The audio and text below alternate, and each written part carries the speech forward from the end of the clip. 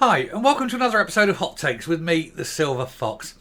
About 3 months ago, I did a story about Police Scotland insisting that police officers were to be clean shaven. And I said at the time they'd probably not get away with it because obviously there's some that won't shave for religious grounds, there's others that will have skin conditions that mean they won't be able to shave, and there's others for whom there would be various objections on grounds of it being over imposing upon them. And there's one particular which I will deal with within here, which I will come to. But I said at the time it's unlikely to go through and that they will probably have to look again. And indeed they did. They postponed the decision. They said, we're going to go and do another consultation. And they've went away and it's been 3 months. It was back in May, so June, July, the beginning of May, and then we're getting till the end of July. So it's been those 3 months. And they've come back, having done their consultation, and they've decided that they're going to push it back again for another year while they do some more consultation, because effectively they know they can't impose it. And so what they'll do is they'll say, oh well, we've done the consultation, we've checked it out legally, we can't do it. This is what they know, they can't do it, and so they're going to push it away back another year for another consultation. It'll be a year away, and hopefully everyone forget about it and it'll never be mentioned again. But it is worth a looking at because everybody knew you were never ever going to get away with any form of discrimination, thanks to the 2010 Equality Act, which I recommend everyone read. Best act ever.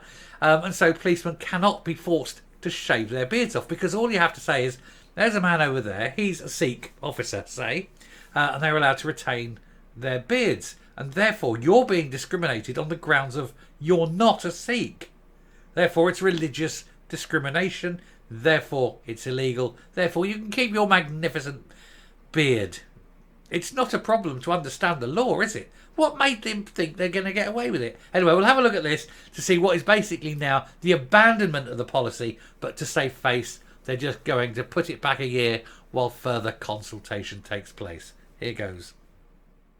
So, Police Scotland postpone clean-shaven policy for officers after advice. By postpone, they obviously mean abandon.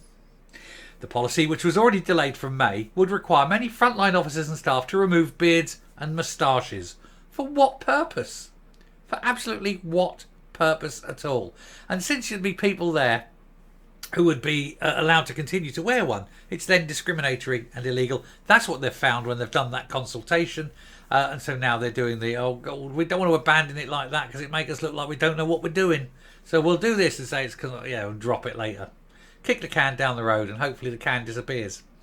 Police Scotland say they have postponed a new clean-shaven policy after taking health and safety advice and listening to officers and indeed lawyers.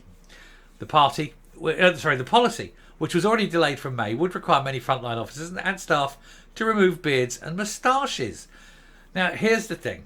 The LGBTI, and I did say that there was another group. The LGBTI Police Association, the Scottish Police Federation, and the others criticised the plans, and 4 officers took legal action. Now, the LGBT one is that they have this thing. You know that there is, I'm just going to go down the line of village people. I'm not saying all gay people, but there is a particular look in the gay community, and you've got to think village people, and that is that big cheesy Frank Zappa type mustachio, right?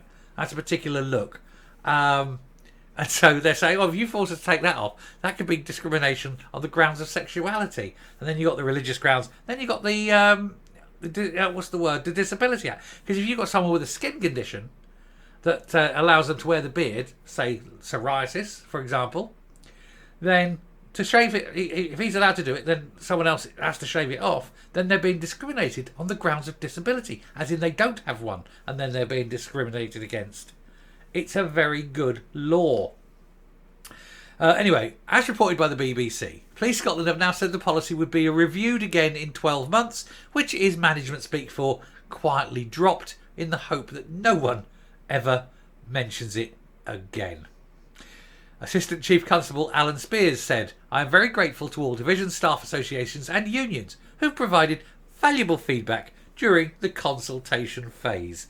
That's the phase where management are getting told to shove it right up their ample bottoms.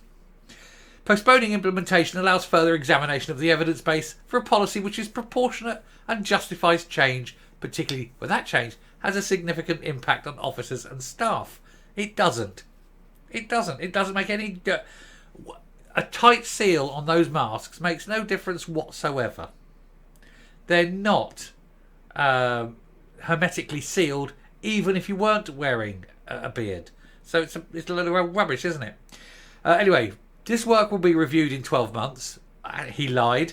To ensure that we reach an agreed position on a policy that has health and safety of our people at its core, but more importantly, does not break the 2010 Equality Act. That's the big one. That's the one you're more worried about.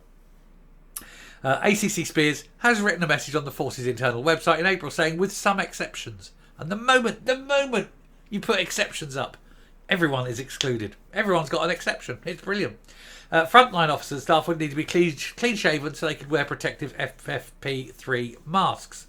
He said the implementation of this policy had been approved by the Chief Constable, and yet, strangely, he may have approved it, but he has got no authority to implement it.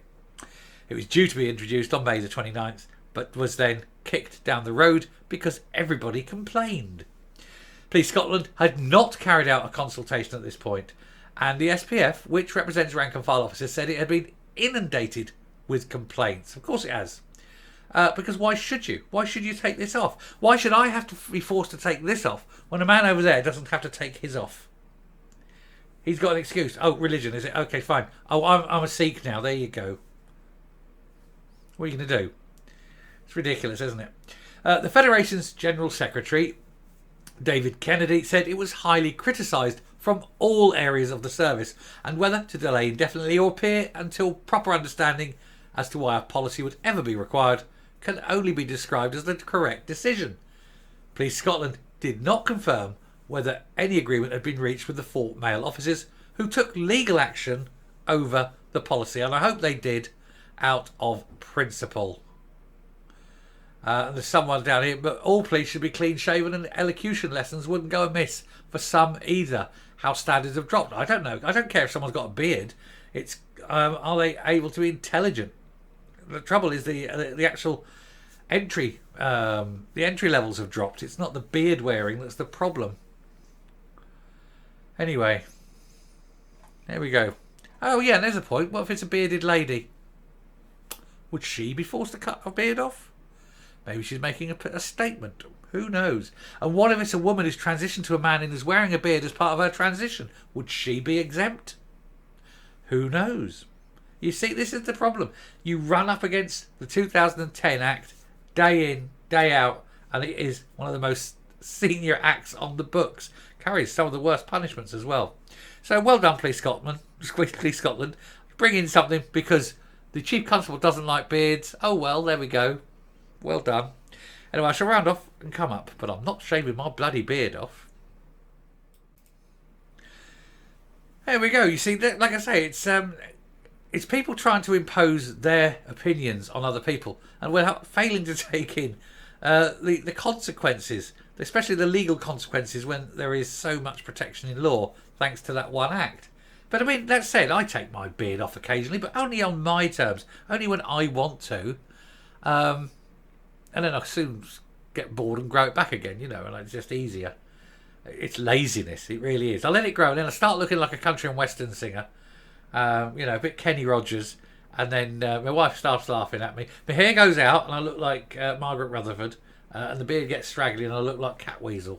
And she says, that's it. It might be time to have a trim. And then I'll just go up and get, number 2 all over the hair, and then take the beard off and start again. But my choice, not having that imposed. Bloody hell, fascism in the police. Who'd have thought it? Anyway, I shall stop there. Thank you very much for watching. Hope you enjoyed that one. Thank you very much for watching. Please do subscribe if you haven't already. Ring the bell, leave a like, leave a comment. Please share a video. And until next time, stay safe, stay well, and grow your hair how the hell you like. Bye.